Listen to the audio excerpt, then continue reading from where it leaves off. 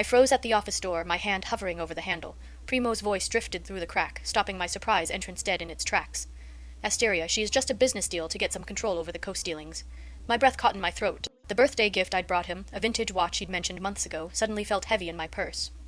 You never cared for her then? A familiar voice purred. I pressed closer to the gap, my heart thundering against my ribs. Through the sliver of space I spotted a woman perched on his lap, her fingers trailing along his jaw.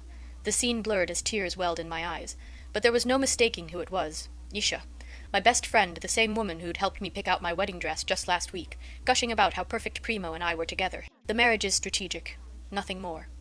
Primo's hands settled on her waist. You know you are the only one who matters. The diamond ring on my finger burned like ice. 1 month. We were supposed to get married in 1 month. I'd spent the morning planning our honeymoon, picking between beach villas while Yasha texted suggestions.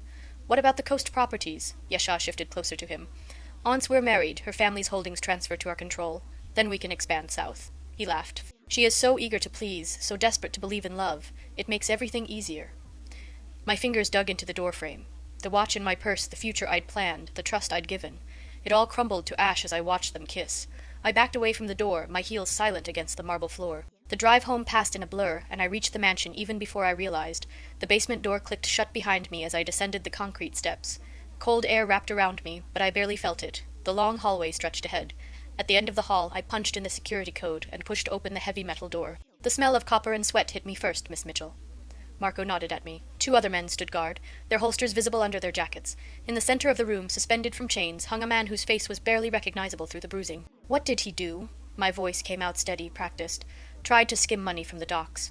Cost us a shipment. Tony cracked his knuckles. Your father wanted you to handle this one personally. Oh, I stepped closer, studying the man's swollen features. In my mind, his face morphed into Primo's smug smile, that look he'd had while Yesha sat in his lap. My palm cracked across the prisoner's face. The sound echoed off the concrete walls. Marco pressed a knife into my hand. The handle felt warm but familiar. I didn't hesitate. The blade slid between the man's ribs, right where I knew it would hurt most. No one messes with my family.